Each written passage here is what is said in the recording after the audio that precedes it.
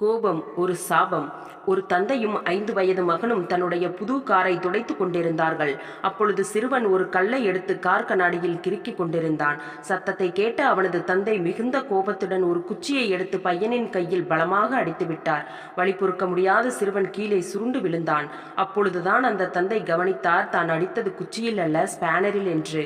உடனே மகனை தூக்கிக் கொண்டு மருத்துவமனைக்கு ஓடினார். சிறுவனை பரிசோதித்த மருத்துவர்கள் கையில் நிறைய எலும்புகள் உடைந்து விட்டதால் இனி கையை குணப்படுத்துவது முடியாத காரியம் என்று கைவிரித்து விட்டனர். தந்தைக்கு உலகமே இருண்டது போல் ஆகிவிட்டது. வலி நிறைந்த கண்களுடன் சிறுவன் கேட்டான், அப்பா, விரல்கள் சீக்கிரம் வளர்ந்து விடுமில்லப்பா என்று. இதை கேட்டு அவனது தந்தையின் கண்களிலிருந்து கண்ணீர் தாரை தாரையாய் வந்தது. வேக வேகமாய் சென்று வெளியில் நிறுத்தி வைக்கப்பட்டிருந்த காரை எட்டி எட்டி உதைத்தான். அப்படியே தலையில் கையை வைத்து கார் முன்னே அமர்ந்து விட்டான். அப்பொழுதுதான் அந்த கிறுக்கல்களை கவனித்தான். அதில் எழுதியிருந்த வாசகம், ஐ லவ் யூ அப்பா என்று. தன் மகனை